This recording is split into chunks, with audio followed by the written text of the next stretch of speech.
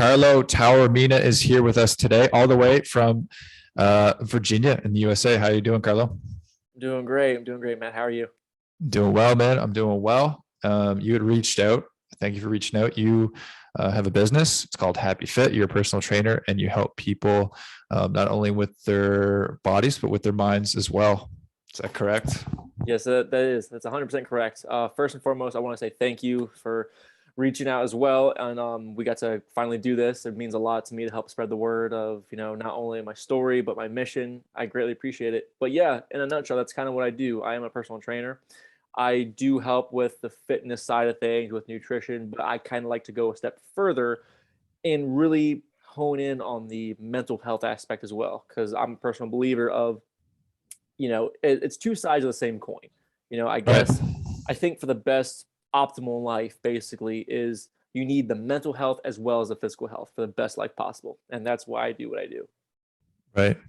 Yeah, that's awesome, man. And I look forward to talking about it. And thank you for being here today and coming on and chatting about it. So yeah, I think it's really interesting. And where did this all start for you? Sort of the mental health side. Had you been doing the physical stuff before? And where did the interest in the mental health side start for you? Yeah. So it started actually quite recently because I've been a personal trainer first. That's what I did first. And I mean, I absolutely love the fitness industry. So I thought might as well get into it, get involved.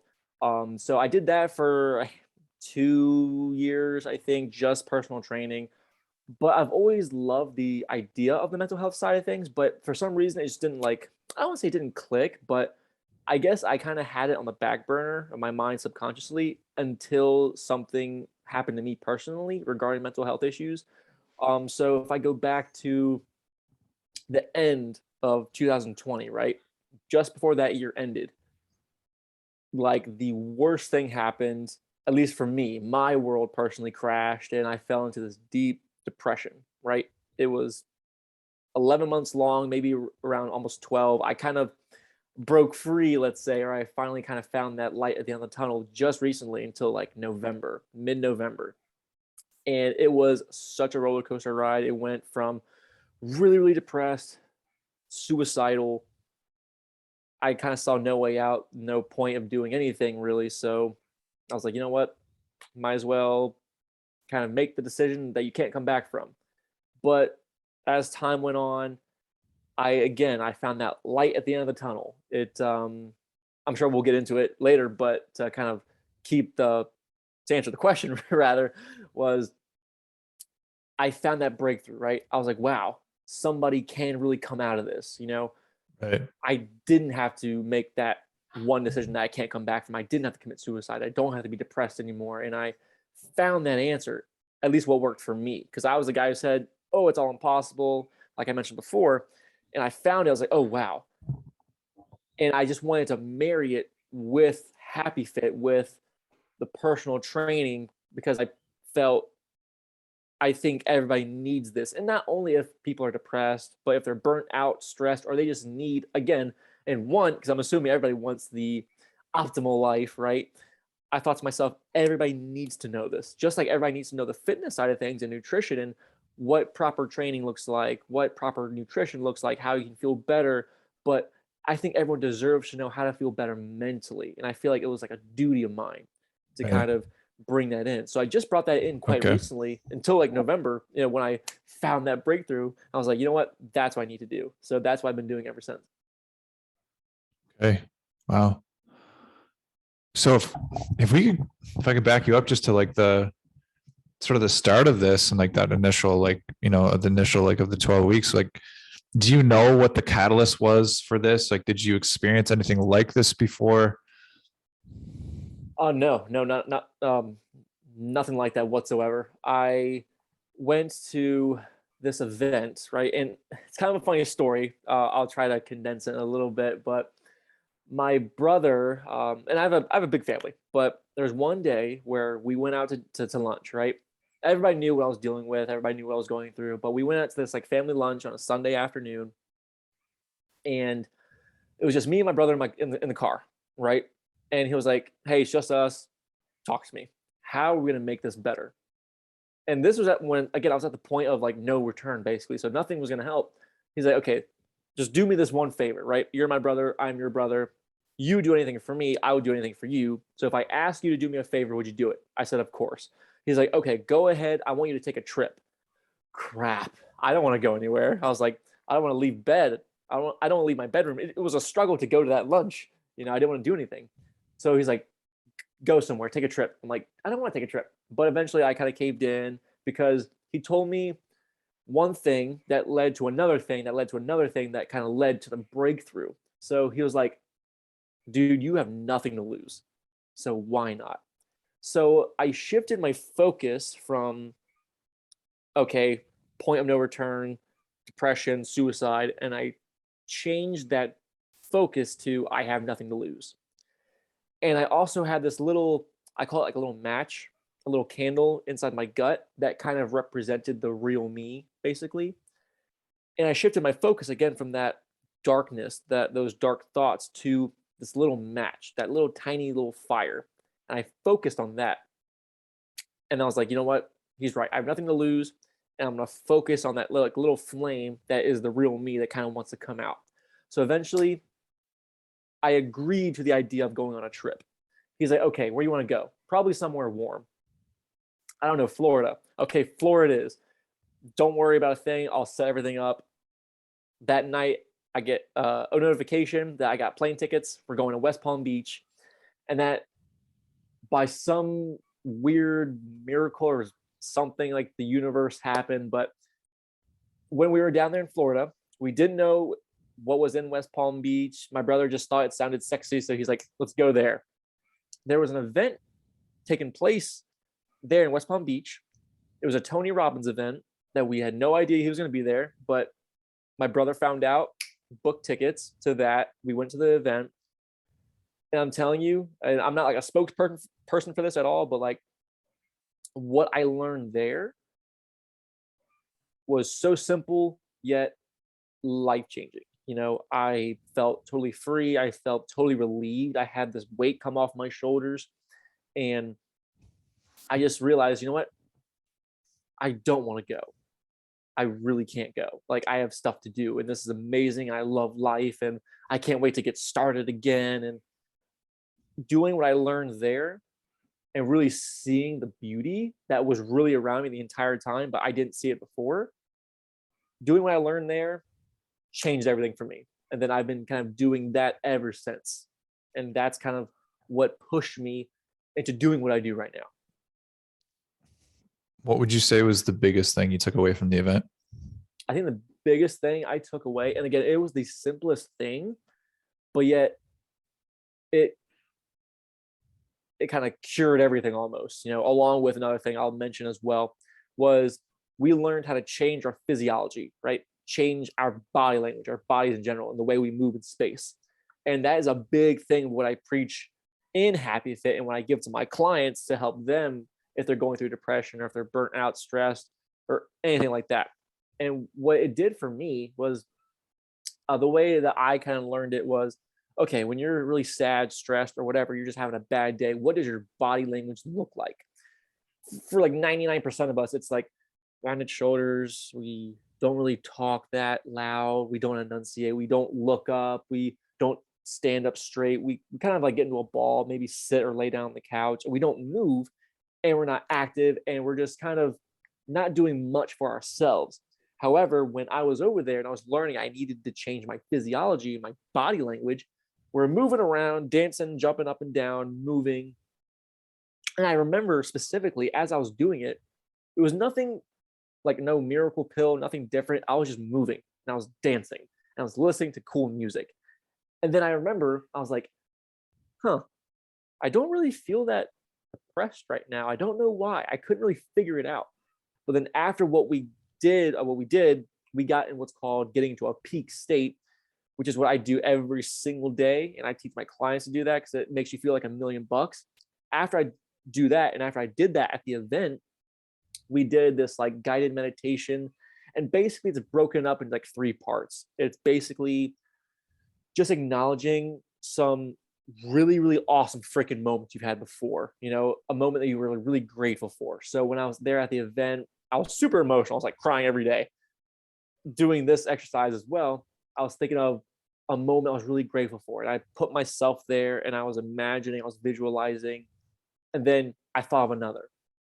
And then I thought of another. I spent like 3 minutes just doing that and feeling grateful for certain moments that have already happened in my life. And I was like, wow, this is just so beautiful. But it doesn't stop there. Then in like part two of this little meditation, what I did was I was just kind of imagining I was taking this light in from the universe, right? I just imagined I was taking this energy, this cleansing light. It just kept going up and down, radiating through me. And I just kind of imagined it was cleaning me up a bit. It was energizing me. It was giving me what I needed. It was giving me this blessing.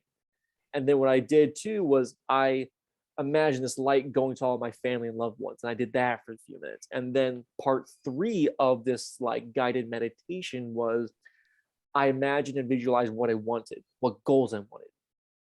Goals for Happy Fit, goals for, my career, my acting career. I'm an actor too. Goal for my just anything I really wanted in the next 2 weeks, 12 months, whatever. And then after that, you kind of end it all off with, okay, imagine you had a moment that you were really proud of. Imagine a moment where you were really happy, you laughed a lot. Imagine a moment where you were in complete love and romance and sensuality. Imagine a moment and all these good things. And all of a sudden, you kind of think about it, and you're stacking all these awesome memories, all these awesome times, and you just feel again like $1,000,000. It sounds so simple. To some, it might sound ludicrous, but at least what it did for me is it literally saved my life of moving and changing my physiology, doing this guided meditation, just practicing gratitude, practicing visualization, and just healing myself and taking time for myself just to reflect on the beauty of life, basically. I know it sounds like pretty hippie-ish, but I credit those two things to helping me say, you know what, it's not impossible.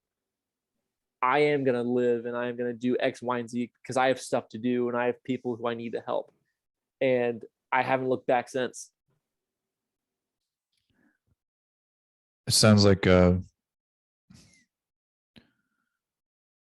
beautiful transformation of growth. Most definitely, most definitely. It's so funny because the way I'm speaking to you now is the way I normally speak. However, if you take a time machine about 4 months back, 5 months back, I was the exact opposite. I was laying in bed the whole time. I barely spoke. I barely even left my bedroom. Nobody saw me.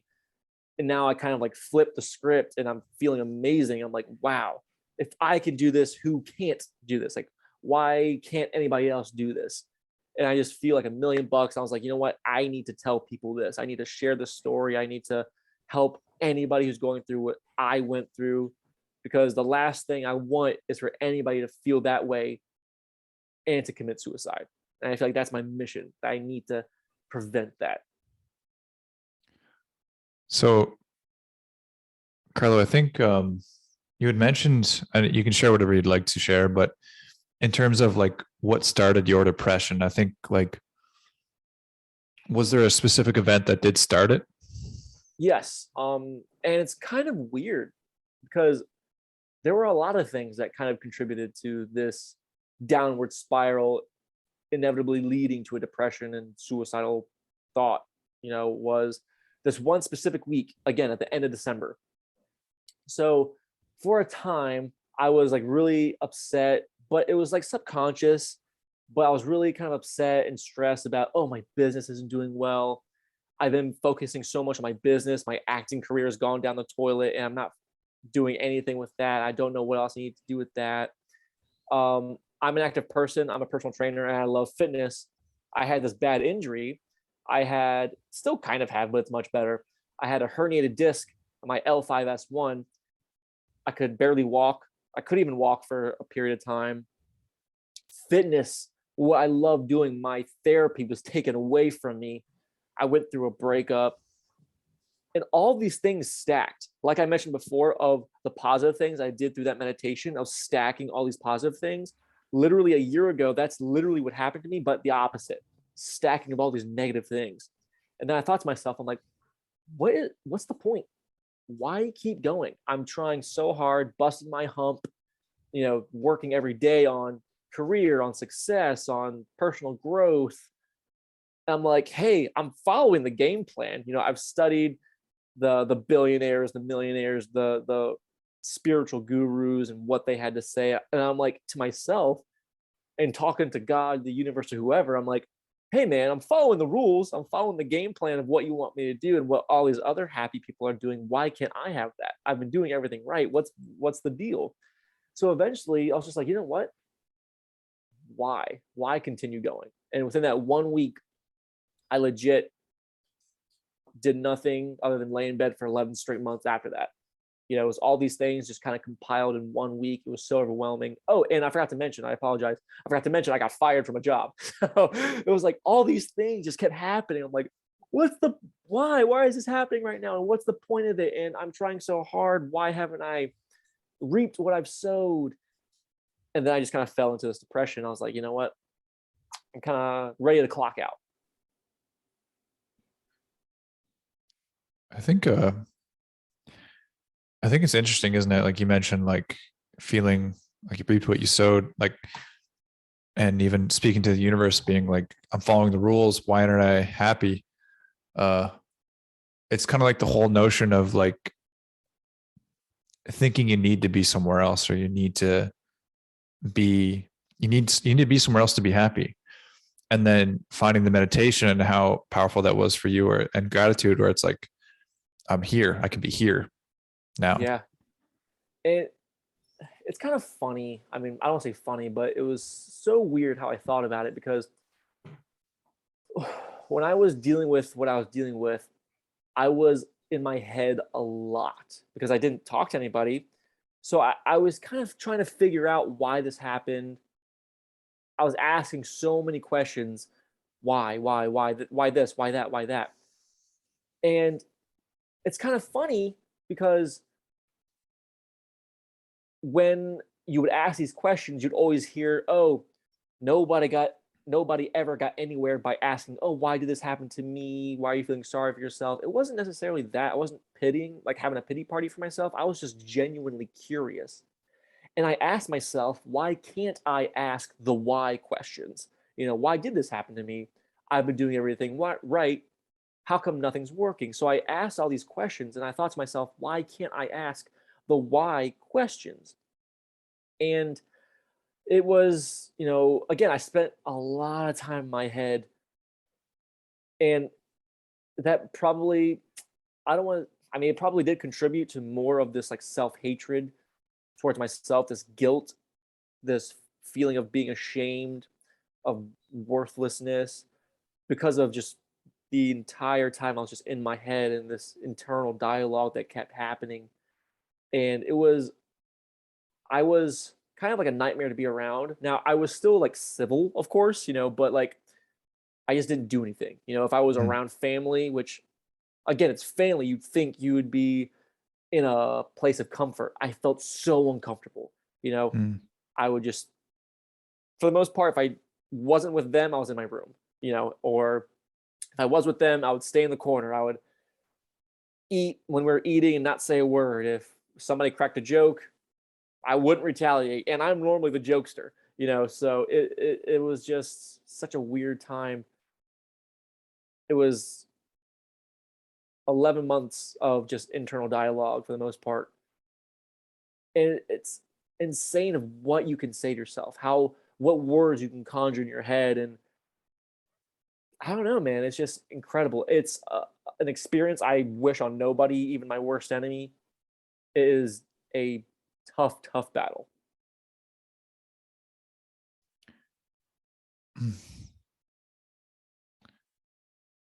How is that dialogue now? Oh, it's much better. It's much better. It's filled with joy, with gratitude, with, I don't want to say just positivity, but with like a certainty, you know, um, because before I even got depressed, I would still have the same internal dialogue. Mm. But when I was depressed, this is one of the questions or one of the statements I said to myself in my head. I said to myself, maybe all that positive self-talk, maybe all these affirmations, meditations, what if that is just a way to lie to yourself or give yourself false hope just so you feel better, right? That way you can go to sleep easy tonight. And I said that to myself, and I told that to my therapist that I was talking to. And it was so intriguing to even come to that conclusion in my head and think of that thought. But now I'm like, that's not false hope. It's not a lie that we tell ourselves. It's just how you perceive it. So of course, there I perceived it like that because I was like, hey, I'm following the rules. I'm doing what I need to do. How come I'm not reaping what I'm sowing? All that positive self-talk stuff is BS then, or maybe the rules aren't working. Maybe I'm not meant for it. So that's why I thought that it's just a lie. But now it's completely different. No, it's not a lie. It is real. It's not just positivity and just motivation and inspiration. It's really taking, and I love saying this. I've always been an admirer of this quote that it's not an actual quote, but I always say this to myself is just take a step back and look at the big picture. Right now, I'm still not at where I want to be at with Happy Fit. I'm not at where I want to be at with my acting career. I'm not at where I want to be at with my physique because I'm building myself back up from my injury. I want to get back to where I was fit, all these different things, low body fat. I'm trying to get back to that. And I'm not there yet, but I still feel that it's coming because I know it's coming because I'm doing everything I need to do in order to get it. Like I did before I fell into depression, but I just know that what I told myself back then, that, oh, it's a lie, it's false hope, that's not true. And anybody who is listening who may have dealt with that themselves of, oh, it's just a lie, we tell ourselves just to be positive and inspire ourselves and motivate ourselves, it's just BS. And it's not. I thought it was kind of phooey too, but now I'm on the other side, the positive side of things, and I'm seeing things come my way. I'm putting myself on that like wavelength, so to speak. And I'm seeing things come my way. Like this, for example, right here. I didn't think a year ago I would be on this podcast talking about mental health, talking about gratitude and stuff like that. I thought I was going to be 6 feet under, or a pile of ash. Right. I have no idea. But where I'm at mentally right now is bringing me blessings like being on this podcast, like having clients come up to me and say, hey, I need your help. And having people in tears by telling them my story and taking them through the exercises that I personally go through with mental health. And it's just blessings, man. So many good things are coming because of the way I'm thinking, because of what I choose to believe in and how I perceive it.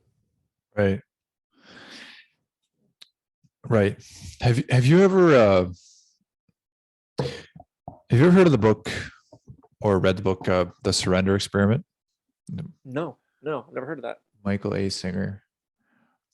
Just for anyone listening too, it's a really good one on meditation and this sort of subject. He also has another book called The Untethered Soul. But anyway, it really clicked for me when I read that book. It was like he talks about the meditation. It's about meditation, but he talks about the voice in your head. So it came to mind when we were talking about the dialogue, and he talks about how we all have that voice in our head, right? Like there's a constant stream of thoughts going through our head all day, every day, right? Like, should I go over here? Should I go over there? I got the thing later. Should I do that? Blah, blah, blah, blah. We all have that.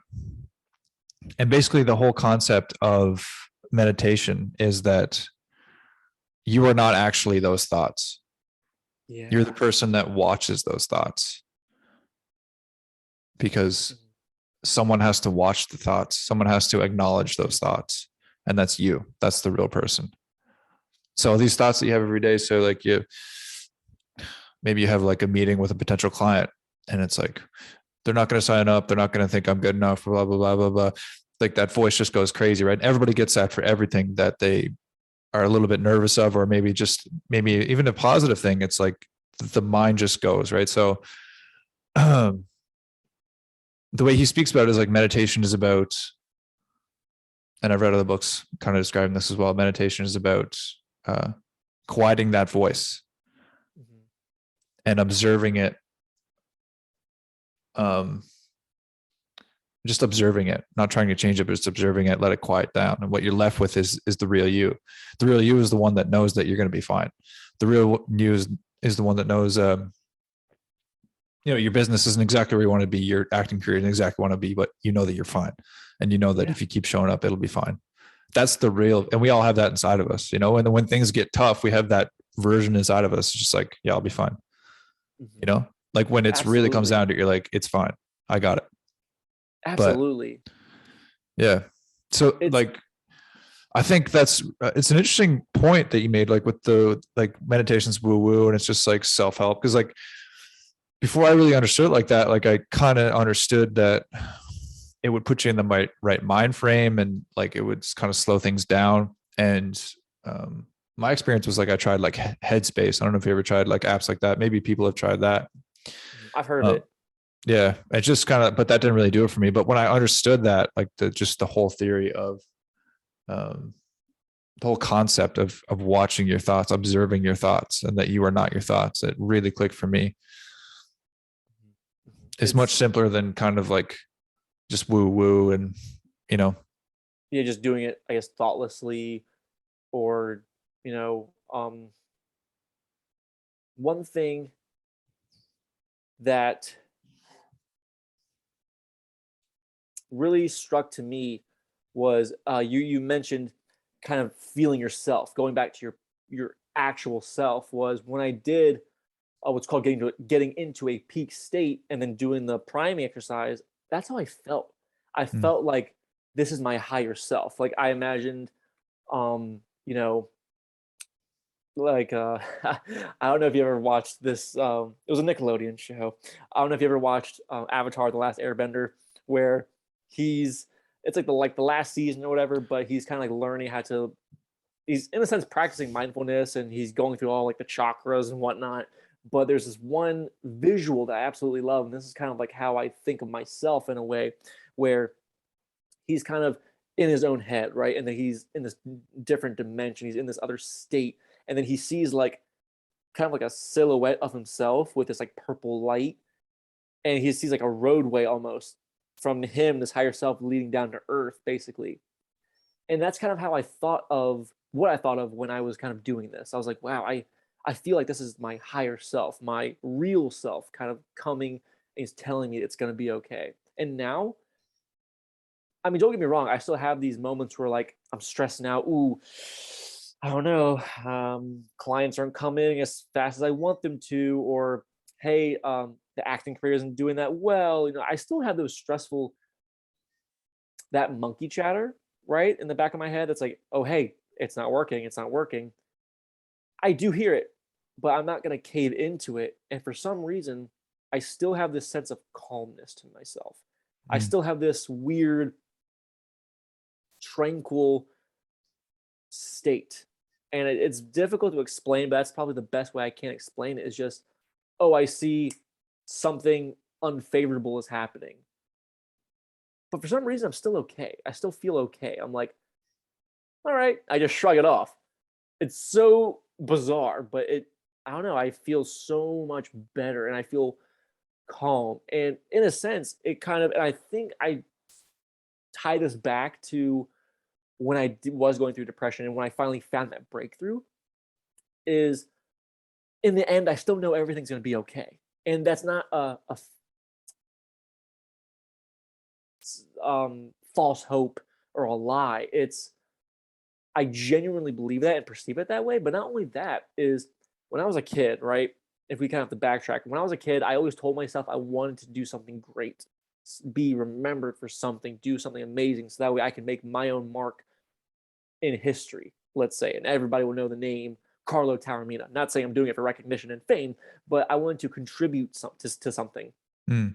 And my entire life, all I wanted to do was something great, but I needed to prove to myself I could do something great.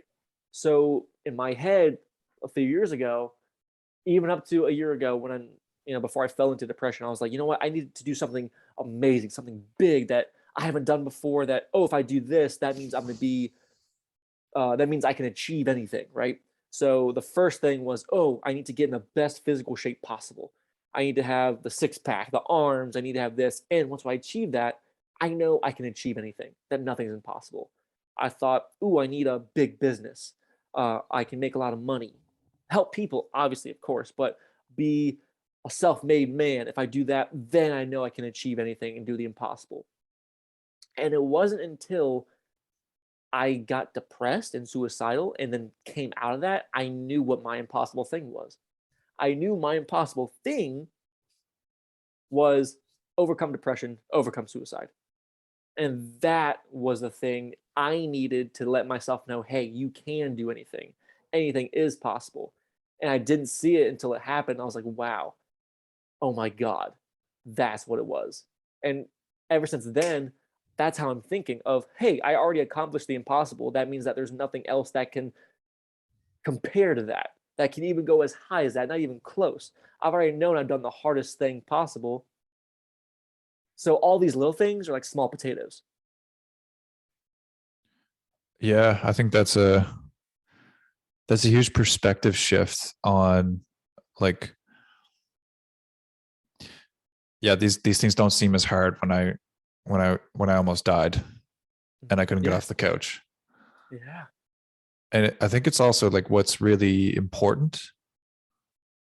Like, if you did lose your life, then think about all like the negative implications of that.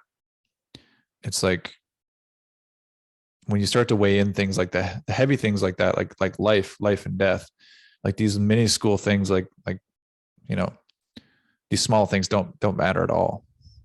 No, they don't. It's like the same thing of how you think about it from death, how you think about it from life too. Is I haven't experienced this yet, but I've been hearing it from some of my family members who have become new parents, like my brother and sister. And they're like, hey, once you have a kid, everything goes out the window because you have this new life, right? It's this precious, beautiful being. Nothing else matters. Job doesn't matter. Money doesn't matter. This 6 pound, however many ounce thing is the only thing that matters. So I feel like it's kind of like I see those similarities, those comparisons between if you think about death of, oh, hey, yeah, these things aren't important as compared to a new life has come. And still, these BS things, they don't matter. Mhm. Yeah, yeah, I think that's interesting. Like with like if I have a six pack in the arms, if I have a successful business, then I'll know that I can do anything. I think oftentimes we look for again, it's like trying to be somewhere. It's like when I get here, then I'll make it. But the reality of the situation is that you never make it. You never get somewhere. You just you just get somewhere and then you want to keep Yeah, going. yeah, Right. yeah. It's There's like, no satisfying. yeah, you never arrive, as they say. Yeah. And it's kind of funny though too, because I've thought about that. I was like, yeah, I'm not gonna be one of those people, but subconsciously I was. I was like, oh, I need this in order to I don't want to say achieve happiness, but achieve that like that doubt that I had in my mind of, ooh, can I achieve anything? If I can do this, then I can. But I think it's still kind of similar. Yeah, I think everybody, well, I think a lot of people, like most people, will go through that too, where it's like, can I do this? Like, Yeah. what can I achieve? Can I do this? But then that attachment to doing it is often the thing that prevents you from doing it. Yeah. Because you're so attached to doing it. It's like, I'm not. And then, like you said, like it's narrow. Like I didn't focus on anything else but that. It becomes Mhm. so narrow and everything relies on that and it's external. So Yeah. this external gratification that I'll get when this happens means that I'll be successful and I'll finally be good enough. It doesn't Right. mean anything. And then when No. you get there, and often when you get there, like, um, people talk about this all the time with like Olympic gold medalists after they win the medal. That's like the most depressing time because it wasn't really about the medal. It was about the process to get there that they loved. Right. Yeah. And then once So they it's got there, they're right like, on what to do the I do next now? process. Yeah. Yeah. Like if you get a six pack, you're not just going to stop working out. No. And it's like, if you worked out just to get a six pack, you're not going to work out anymore once you get a six pack. Chances are that you liked working out. Absolutely. Absolutely. And then you feel lost when that is achieved, you're like, okay, what do I do now? That's the exact same thing that I remember hearing about the story of Michael Phelps. Mm, When he won his golds, I don't know how many he has now, but he's got like a million of them. But like after he won, he was like, what do I do now? And now I love how, like, if you see him, he's on like the therapy commercials, the like all these things promoting mental health, and he's kind of on that journey where he was like, hey, there's more to this. It's not mm, just, oh, this gold medal, that's all I want, it's all I need. And I see some similarities, mm. and you're exactly right what you just said, spot on.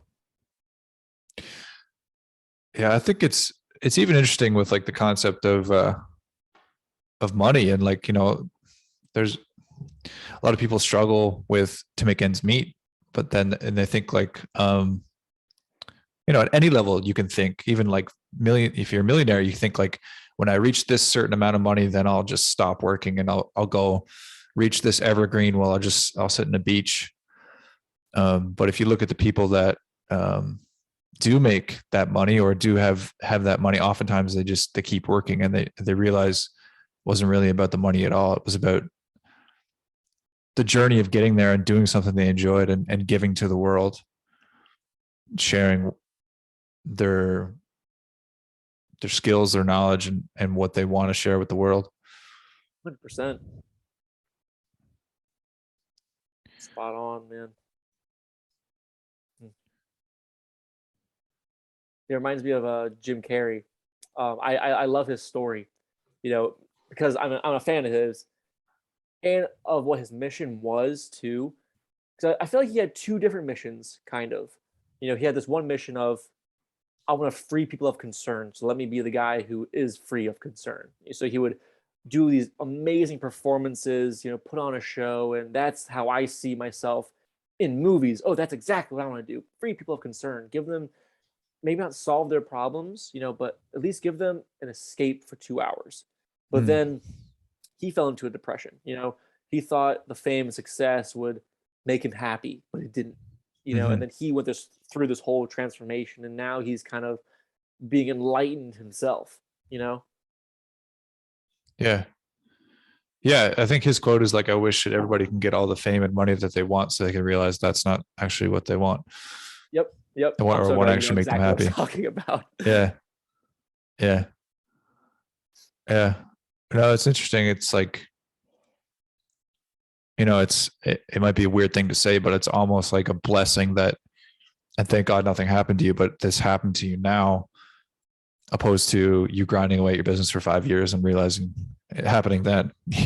Yeah, yeah, yeah. And it's kind of funny that you say that, because that's exactly how I feel. Like, it was the worst time of my life. Mm, But in a weird way, I'm glad that it happened, because I feel different. I feel that I've gone through this weird transformation, like a caterpillar. He goes into this cocoon and then he becomes a butterfly. I yeah, feel I've gone through this. yeah. I've transcended the old Carlo, let's say, still the same Carlo, but like I've just grown. And I feel like I wouldn't have had these thoughts that I have now without that experience. Hmm. And I have to be grateful for it. Yeah. Yeah, I was talking to somebody the other day, and they were saying, like, growth is in the process. When you process things, like, you can go through something really bad, you're terrible, you feel terrible, whatever the case may be, but the growth the growth comes within the processing of it. So it's like how you process it. So you process it in an incredibly positive way, and now you're sharing that. But like the ups and downs of life, when the downs, like, that's where you learn, when in the back end of that, when you process. Absolutely, absolutely. And it's kind of funny because, like, I always say that, oh, it's kind of funny, but it is so strange and weird, and that you don't realize until you're on the other side. You don't see it, and maybe you're not supposed to see it until you've gone through this journey. I don't know. It's Mm. definitely this, probably an answer that we'll never figure out until we're like in the next dimension or whatever you want to call it. But it's like now I'm definitely a firm believer of like, okay, everything does happen for a reason. That is confirmed. And all these things happen, and it's it's insane. It's insane. And I'm so glad I finally did see that message, that sign, that, you know, this is why it happened, Carlo. Now you get it. Like, I'm so glad I see that. Yeah, for sure. So tell me a little bit about like your clients and the work. So you started doing this deeper work with your clients. Yeah, yeah. So it's still roughly the same because at the end of the day, too, it is personal training. So of course, I always make sure I take care of that end. I, give them the fitness plan. I make sure that they're actually training properly. They're not doing hours and hours upon cardio. And you're a trainer yourself. You know this, that that's not the answer. You need to properly train them through resistance training. If they want to lose some weight, replace that body fat with muscle, drop the body fat percentage. I teach them the proper nutrition, what it's like to actually create a sustainable nutrition plan and not be on a diet. Um, Teach them that you can still eat healthy food but make it taste really, really good. But then I kind of split it up. Here's fitness nutrition. Here's how you feel better physically, and here's how you feel better mentally. And I go over the mental side of things with them. So a couple of weeks ago, last week, and then the week prior to that, I had a couple of fitness events in my city. This one in the first event I had a woman, right? And I told her my story. I took her through everything I just mentioned before, the fitness, nutrition stuff. And then I told her my story. I took her through the peak state exercise that I learned and I do every day. And then I told her, and I took her through the guided meditation that I did as well, that led me to finding my breakthrough. And I was just observing her. I was doing it with her, but at the same time, I would make sure everybody was contributing and everybody was doing what they needed to do. And I wanted to see the reactions. And then I see this woman crying. I'm like, whoa, that's not that that was my goal to make this woman cry, but I know that what I was doing, that what was happening, she was really feeling herself. She was going back to her higher self. And I felt that. I was like, oh my God. And she was like, oh my gosh, I had so much fun. I learned so much. And this is just such a blessing. And now she's a client, because of what she learned, what she experienced. I was in a training session. I'm not an in-person trainer anymore. I'm an online coach, but I was doing this in-person training not too long ago. And I told her again my story, and I was like, hey, because she was going through some stressful times too. And I was like, hey, you're gonna get through this. You can do it. And here's why. You're stronger than you think. And I'm explaining everything to her. I told her my story. She's in tears as well. And I'm like, you're such a badass. I'm not, don't know if I'm allowed to curse, but I was like, It's all good. you are so much more capable than you think, you know? And I just told her what I've experienced. I know I'm not a licensed mental health specialist, but I always say to myself and to my audience, I know I'm not a licensed person, but I have my experience and that helped me, and that has to count for something. So I always make sure I always dedicate some time to talking about how are you feeling? Okay, we did the workouts, we went through the nutrition plan. That's great, that's dandy, but how are you feeling? Are you going through something that's challenging? Are you stressed out? I'm open ears. Let's talk. Just imagine me as a brother. I got you. Let's work through it. Oh, you really want this job, but you're not qualified. Okay, let me help you find how you can get this job, how you can qualify yourself. Let me look up some courses I can send you. Let me be your friend. Let me be your brother. Let me help you. Let me talk through a problem with you. Let me share with you my experience. Maybe this can help you. You can see similarities and you can kind of find the lights, let's say, that I found. Let me give you the peak state exercise. Let me give you the priming exercise. Let me give you this gratitude exercise. Do these 90-second breath holds. Relax, calm, focus on the breath. Think of X, Y, and Z to help yourself. And I kind of go down this like pecking order. I know I just mentioned a lot, but I always make sure I split those two up. And then, of course, they, in a sense, end up marrying each other, and they manage to have this symbiosis, let's say, because they are the same coin. It's just two different sides. And I always want to make sure I cover all of those bases. Right. That's awesome, man. Thank you. Thank you. Thank you. It's, I don't think Happy Fit would have gone to where it is now without my previous mental health issues, without my experience, without my deal with depression and suicidal thoughts. I don't think the brand that I'm building now would it have ever existed without that experience. And I don't think I could have helped as many people as I want to help and as I'm currently helping without that experience. Right. Probably wouldn't have got into the mental health stuff very much. Absolutely not. Yeah, yeah, yeah. You hit the nail on the head. It's again, it's a blessing in disguise, as corny as that may sound. That's pretty much what it was. What's one thing, Carl? What's one thing you would tell someone going through the depression, suicidal thoughts? If you could, maybe tell yourself one thing at maybe like in the middle of that, or maybe if you just think about someone that's going through it, what's one thing you would tell them?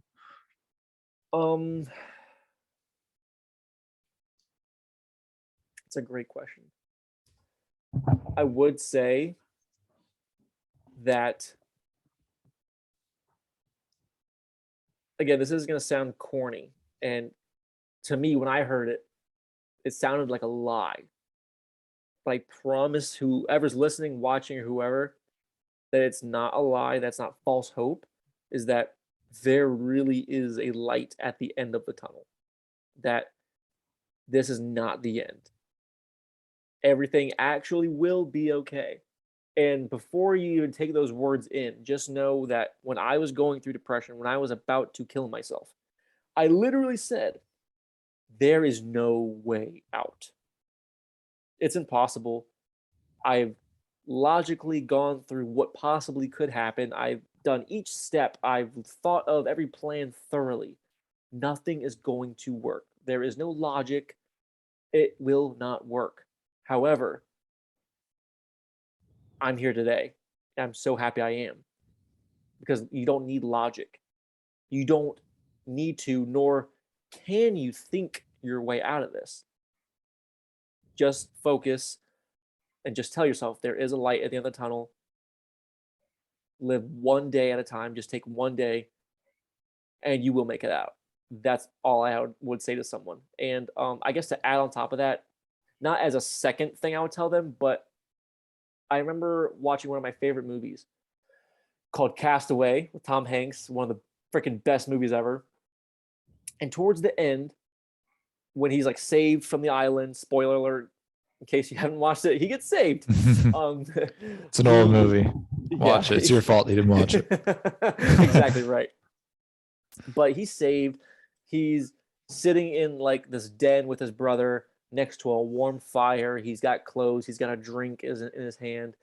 And he's like, back when I was on that island, I was going to kill myself. But I found out that I couldn't. I tested the way I wanted to do it. It didn't work. So I had no choice. I couldn't do it. I couldn't kill myself. And he's like, I had control over nothing. So he told it himself in the movie. He's like, so I'm just going to stay alive, take one day at a time. Because maybe, and this isn't verbatim, but I'm trying to remember it as best as I can. But he's like, one day, a tide came in and, it gave me a sail. And the boat found me. And now I'm here with you. I have ice in my glass. When logic did not make sense, there was still a way where literally he made it out without thinking about it, without coming to a logical or articulate conclusion.